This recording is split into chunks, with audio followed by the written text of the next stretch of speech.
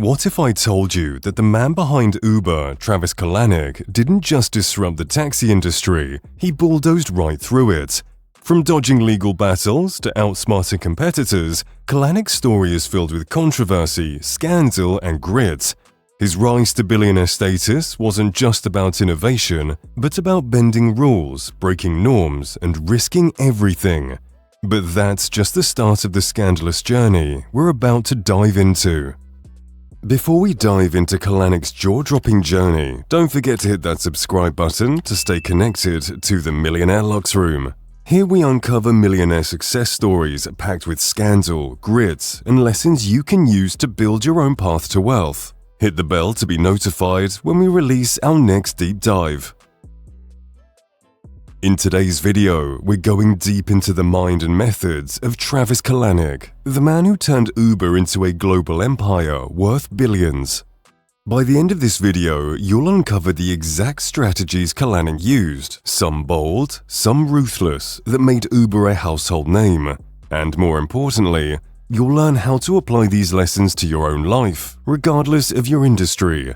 This is a blueprint for building wealth and success from nothing. So stay tuned, because what happens next might just change the way you think about business forever. Travis Kalanick wasn't born into privilege, and his journey to becoming a billionaire didn't start with a grand vision or an easy break. In fact, his path to success was paved with failure, a monumental one at that. In 1998, Kalanick co-founded Scour, a peer-to-peer file-sharing service. Now, this was a time when the internet was still relatively new and people were just discovering the power of file sharing.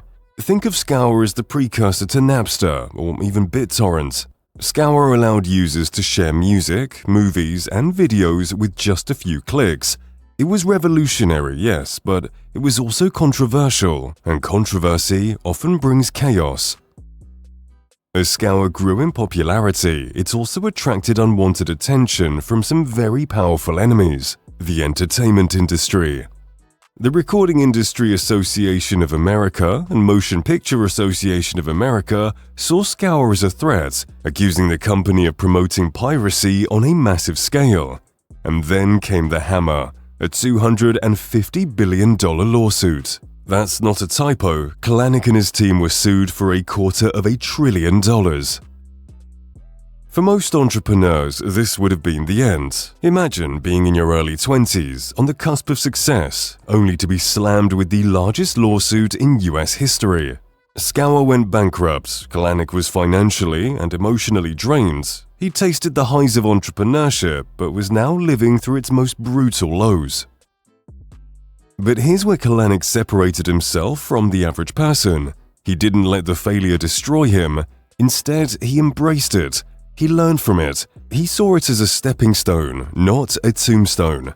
The ability to bounce back from failure is one of the most important lessons you can take from Kalanick's journey. He didn't let it define him. The Red Swoosh Era, Kalanick's first taste of success.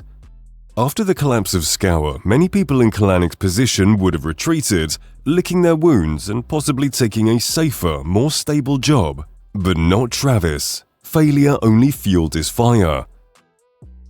In 2001, Kalanick co-founded Red Swoosh, another peer-to-peer content delivery company.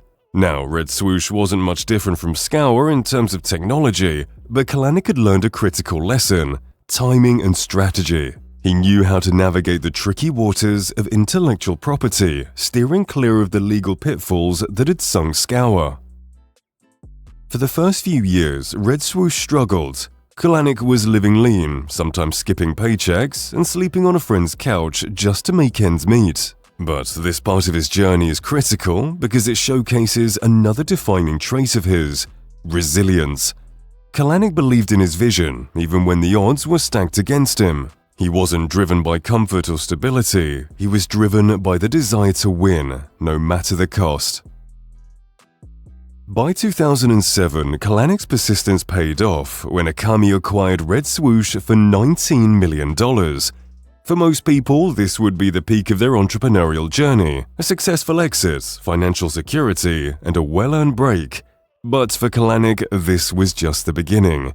He tasted success, but his appetite for disruption and innovation was far from satisfied. The Big Break. The birth of Uber. Now let's fast forward to 2009. This is where Kalanick's story really takes off. That year, Kalanick was introduced to Garrett Camp, one of the co-founders of StumbleUpon. Camp had been grappling with a problem that so many of us have experienced, trying to hail a cab in the middle of a snowy Parisian night and failing miserably. Camp came up with an idea. What if you could hail a ride from your smartphone with just the tap of a button? Thus, Uber Cab was born. When Kalanick was introduced to this idea, he saw its potential immediately. But as with any startup, it wasn't without its risks. The taxi industry was heavily regulated, and entering the market would mean going up against entrenched, often corrupt local systems. But for Kalanick, this was exactly what appealed to him. He loved challenge. In fact, it wasn't just about creating a new service, it was about disruption. Kalanick wanted to disrupt the entire transportation industry, and he was willing to break some rules to do it. Uber Cab, which was later shortened to just Uber, initially targeted wealthy clientele in San Francisco, offering black cars at a premium price. But as the company grew, Kalanick saw an opportunity to scale the business globally. He wasn't interested in playing small. Kalanick didn't want Uber to just be a luxury service. He wanted it to become a global transportation network, a tech giant that would rival the likes of Amazon and Google. But as Uber expanded, so did the controversy surrounding it. The Scandals Controversies, Kalanick's dark side. By 2012, Uber was taking the world by storm. Cities everywhere were adopting the app, and people loved the convenience of being able to summon a ride with a tap on their phone. But the very thing that made Uber so popular, its disruptive nature, also made it a target for regulators, taxi companies, and even its own employees. Kalanick's leadership style has often been described as brash and aggressive. He wasn't afraid to push boundaries, and this led to a number of scandals that would eventually come back to haunt him. One of the most notable controversies was Uber's use of a tool called Greyball. This secret software was designed to deceive regulators in cities where Uber's services were illegal or under scrutiny. By using Greyball, Uber was able to avoid law enforcement officials who were trying to shut them down. It was a risky, even borderline unethical move, but it allowed Uber to continue operating in cities that wanted them gone. Then came the workplace scandals. Kalanick's aggressive push for success had created a culture within Uber that many described as toxic. Sexual harassment, discrimination, and a hostile work environment were rampant in the company. In 2017, a blog post by Susan Fowler, a former Uber engineer, went viral, exposing the culture of harassment and the inequality within the company. Fowler's post opened the floodgates, and suddenly, Uber was facing lawsuits, protests, and internal chaos.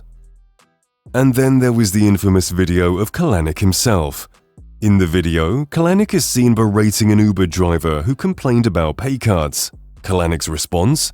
He blamed the driver for his own problems, saying, "Some people don't like to take responsibility for their own shit."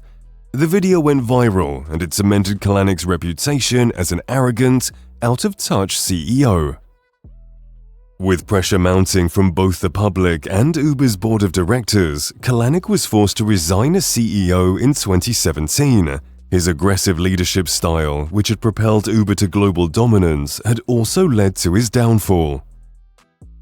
Lessons learned. What you can take away from Kalanick's story. So, what can we learn from Travis Kalanick's rise and fall? First, let's talk about resilience. Kalanick's ability to bounce back from failure is one of the most crucial lessons you can take away from his journey. After being crushed by a $250 billion lawsuit, Kalanick didn't give up. He used that experience to fuel his next venture, Red Swoosh, which ultimately led him to Uber. Next, there's risk-taking. Kalanick wasn't afraid to break the rules. Whether it was operating Uber in cities where it was illegal or using Greyball to deceive regulators, Kalanick was willing to take risks that others wouldn't. Now, I'm not saying that you should engage in unethical practices, but the lesson here is about calculated risk. Sometimes you have to push boundaries and take chances that others are too afraid to take. Finally, Kalanick's story is a cautionary tale about leadership. While his aggressive style helped Uber scale quickly, it's also fostered a toxic culture that ultimately led to his ousting. As you build your business or career, remember that success at all costs can often come back to bite you. Building a company is not just about growing fast, it's about growing sustainably. Kalanick's next move: 10100 and cloud kitchens. Even after being forced out of Uber, Kalanick didn't fade into obscurity. Far from it. In 2018, he launched a venture fund called 10100, focusing on real estate and e-commerce investments. But Kalanick's real focus is on something called cloud kitchens. These are delivery-only kitchens that cater specifically to the rising demand for food delivery services. Think Uber Eats, DoorDash, Grubhub, but without the physical restaurant. It's a bold, forward-thinking idea, and it shows that Kalanick is still very much a disruptor at heart.